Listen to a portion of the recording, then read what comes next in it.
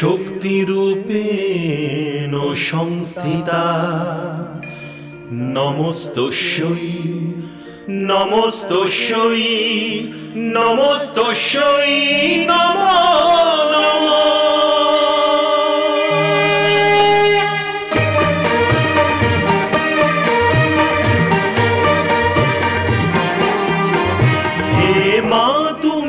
ভবতারিণী লক্ষ যজ্ঞ বিনাশিনী, হে মা তুমি ভবতারিণী, হে লক্ষ যজ্ঞ বিনাশিনী, হে সর্বমন্ত্রময়ী মা তুমি সর্বদানব ঘাতিনী, হে সর্বমন্ত্রময়ী মা তুমি সর্বদানব ঘাতিনী, হে তারিণী হে তারিণী নারায়ণী নারায়ণী শক্তি তুমি শূলধারিণী শূলধারিণী।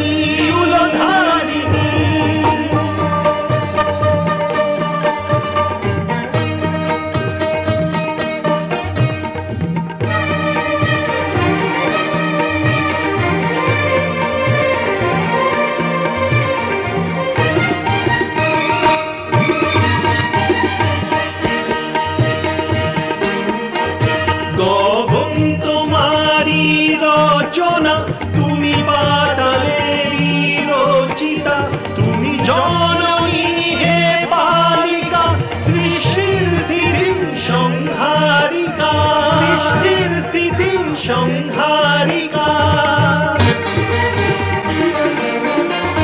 ঘন শ্যামল রঘুপতিতে বিলীন তোমারি কল্পনা, শূন্য তুমি পূর্ণমা হে জগদ্ধাত্রী কালিকা, কাটায়নী সুরবর্ষিণী তুমি মহিষাসুর মর্দিনী, হে তারিণী নারায়ণী নারায়ণী শক্তি তুমি শূলধারিণী শূলধারিণী। আসিল মা বেদালক্ষ্য, এই সংসারে এই সময় তোমাদের থেকে বড় যোদ্ধা আর কেউ নেই। এটা সম্ভব যে সেনাপতি চিৎসরের বধ ওই স্ত্রী ছল করে করেছে, ছল করে। কিন্তু তোমাদের উপরে ওই স্ত্রীর রূপ আর সৌন্দর্যের কোনো প্রভাব পড়বে না। যাও দানব সেনাদের একত্রিত করো। আসিল মা, তোমাকে আমি এই মুহূর্তে দানবদের সেনাপতি হিসাবে নিযুক্ত করলাম। যাও দানবদের সম্মান রক্ষা করো, যাও। যথা আজ্ঞা দানবেন্দ্র। আমি আর বিদালক্ষ ওই স্ত্রীর শির কেটে এইখানে নিয়ে আসবো।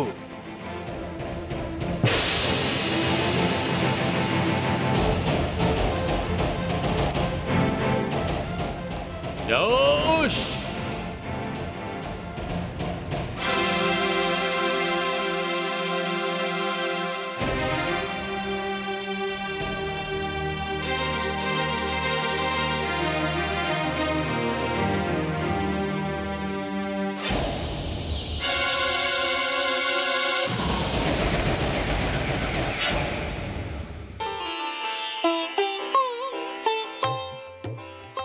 হে কমল নয়ন, আপনি কোথায় চলেছেন? মহাদেবী, শক্তিস্বরূপা দুর্গা ভবানী মহিষাসুরের সেনার সঙ্গে একাই যুদ্ধ করছেন। আমি জানি যে উনি সক্ষম, উনি শক্তিস্বরূপা, কিন্তু এই রকম স্থিতিতে আমি শান্ত থাকব এ আমার সিদ্ধান্তর বিপরীত। আপনি সত্যি বলেছেন, কিন্তু হে পদ্মনভ, এইটুকু মনে রাখবেন যে মহিষাসুরের বধ ওনারই হাতে হবে। হে মহাদেবী, কেবল এই কারণেই তো আমি দেবাসুর সংগ্রাম থেকে নিজেকে সরিয়ে নিয়েছিলাম, কিন্তু দেবী অসুর সংগ্রাম থেকে নিজেকে সরাতে পারবো না।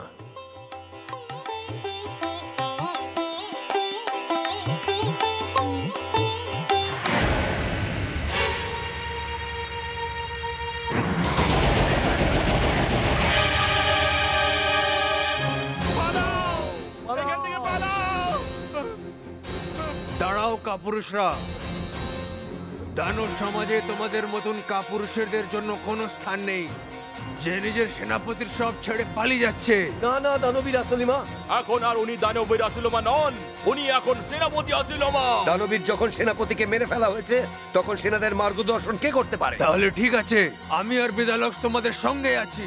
চলো ওই স্ত্রীকে দানবদের সঙ্গে এরকম ব্যবহার করার জন্য দণ্ড দিই। চলো।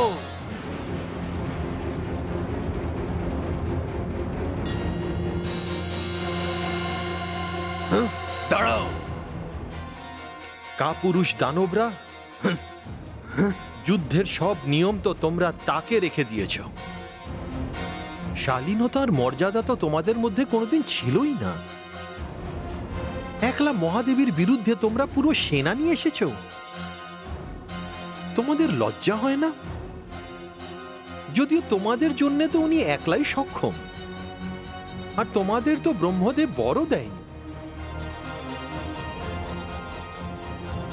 ওই দিকে যাওয়ার আগে আমার সঙ্গে যুদ্ধ করো। কে তুমি?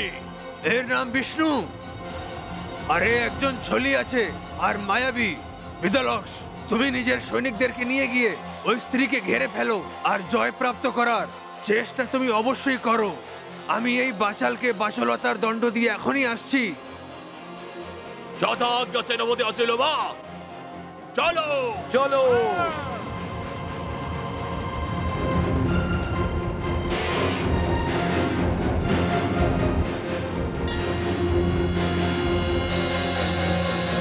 আক্রমণ!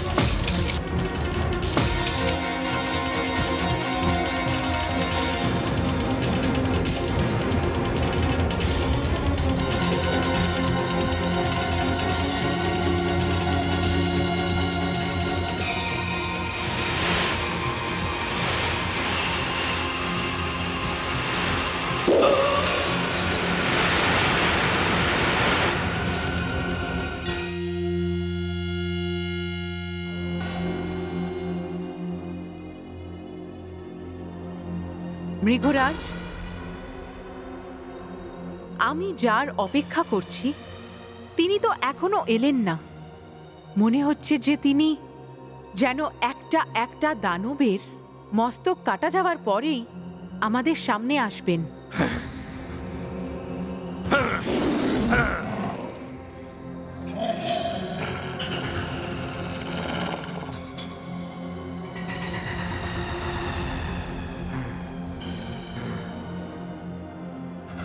এবার আমি দানবদের ভয়ের কারণ বুঝতে পেরেছি।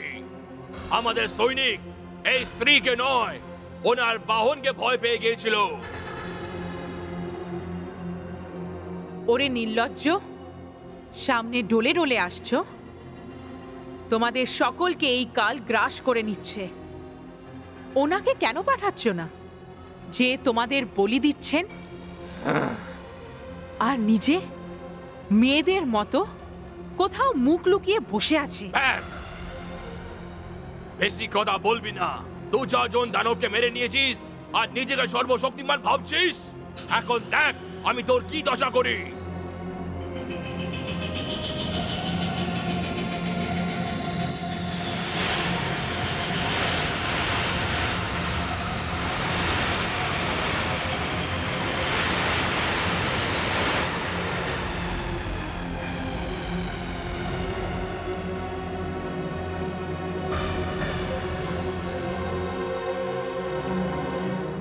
আক্রমণ!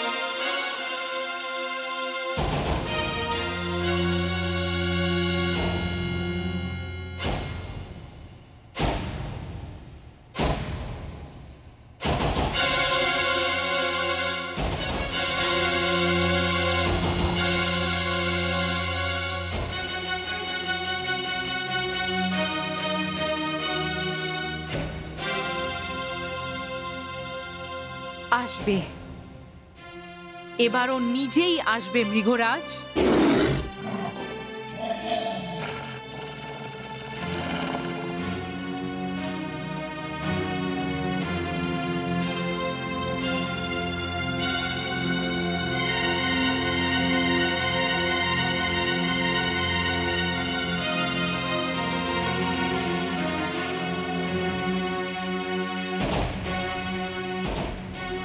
দানব সম্রাট, কি হলো? বলো, কি খবর? মহারাজ, অসুর সম্রাট সেনাপতি অশিলমা ভগবান বিষ্ণুর হাতে মারা না, গেছে। না, না। আর বিদ্যালক্ষ? ওনাকে ওই স্ত্রী শেষ করে ফেলেছেন মহারাজ। না, না, না, না, না, না। এটা হতে পারে না, এটা হতেই পারে না। আমি একলা থাকতে চাই, একলা।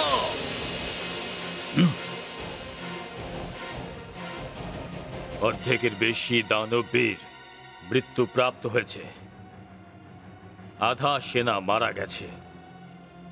এই স্ত্রী কি চায়? ওনার সঙ্গে আমার তো কোনো শত্রুতা নেই। সকলে এই কথাই বলছে যে উনি পরম সুন্দরী। এমন তো নয় যে উনি আমাকে বরণ করতে চান, আর আমরা সকলে মূর্খের মতো ওর সাথে যুদ্ধ করছি। মনে হচ্ছে তাই। এখন এই স্ত্রীকে প্রশ্ন করার জন্যে সবার প্রথমে দুটি জিনিসের প্রয়োজন, রূপের আর চতুরতার। আমি নিশ্চয় চতুর, কিন্তু আমি সুন্দর নই। উনি আমার এই সিংআলা মুকুট দেখে, আমার এই বিরাট গোফ দেখে হয়তো ভয়ভীত হয়ে যাবেন। আমি ওনার সামনে এক সুন্দর পুরুষের রূপ নিয়ে যাব। এই কথাটা যদি আমি আগে বুঝতে পারতাম, তাহলে এতজন দানবের প্রাণ নাশ হতো না। কেবল আমি চলে যেতাম আর ওই স্ত্রীর কার্য সম্পূর্ণ হতো। হ্যাঁ,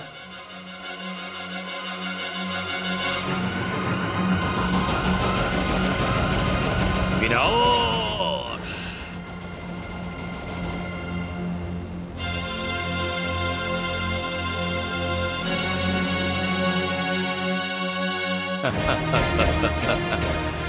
বিনাশ!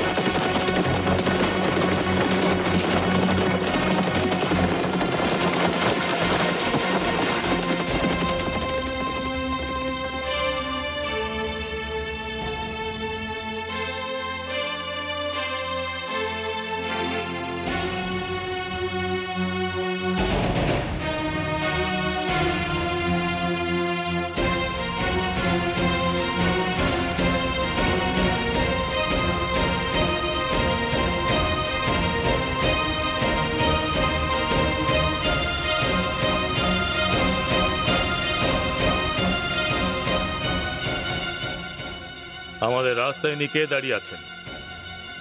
আমি তো শুনেছিলাম যে ওই স্ত্রীর সঙ্গে আর কোনো সহযোগী নেই। তাহলে ইনি কে দাঁড়িয়ে আছেন? দানবরাজ, তুমি সত্য বলেছ। মহাদেবীর তো কোনো সহযোগীর প্রয়োজনই নেই। অগ্নিতে জ্বালানোর যে ক্ষমতা তা মহাদেবী নিজেই, কালের মারার যে ক্ষমতা তা মহাদেবী নিজেই, শস্ত্রতে যুদ্ধের যে ক্ষমতা তা মহাদেবী নিজেই। আমি তো তোমাকে একটা সুযোগ দিতে এসেছি, তোমাকে বোঝাতে এসেছি যে দেবতা আর দানব এরা দুজনে ভ্রাতা, একই পিতার সন্তান। তাহলে এই মহাবিনাশ কেন? দেখো, এই সময় তোমার সঙ্গে বার্তালাপ করার মতো আমার কাছে সময় নেই। আমাকে এই বিশ্বের এক মহা সুন্দর স্ত্রী নিমন্ত্রণ জানিয়েছেন, আর এই বিশ্বের সর্বশ্রেষ্ঠ যোদ্ধা মহিষাসুর ওনার সঙ্গে দেখা করতে যাচ্ছেন। এ আমার জন্য একটা সুন্দর সুযোগ। আমার ভাগ্যের দরজা খুলে গেছে, তাই আমাকে এখন যেতে দাও। সরে যাও আমার রাস্তা থেকে। পতঙ্গ যখন দ্বীপের শিখায় জ্বলার জন্য লাফিয়ে পড়ে, তখন ওর মনেও মূর্খতার এমনই ভাব আসে, যেমন এই সময় তোমার মন। তোমার কাল তোমাকে টেনে নিয়ে যাচ্ছে। আমি তো এখানে তোমার সেনাকে আটকানোর জন্য দাঁড়িয়ে আছি।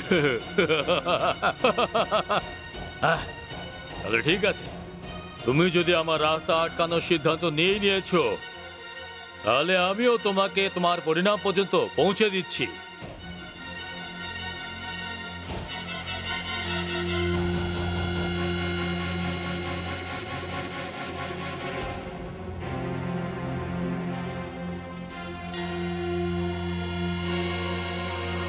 সৈনিকেরা, এর উপরে আক্রমণ করো।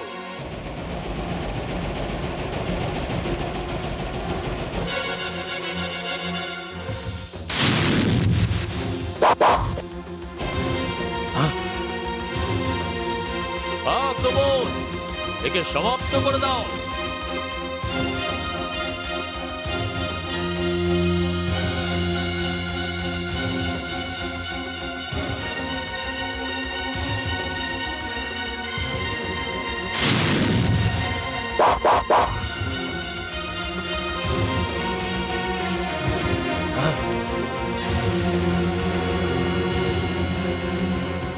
বিনাশ!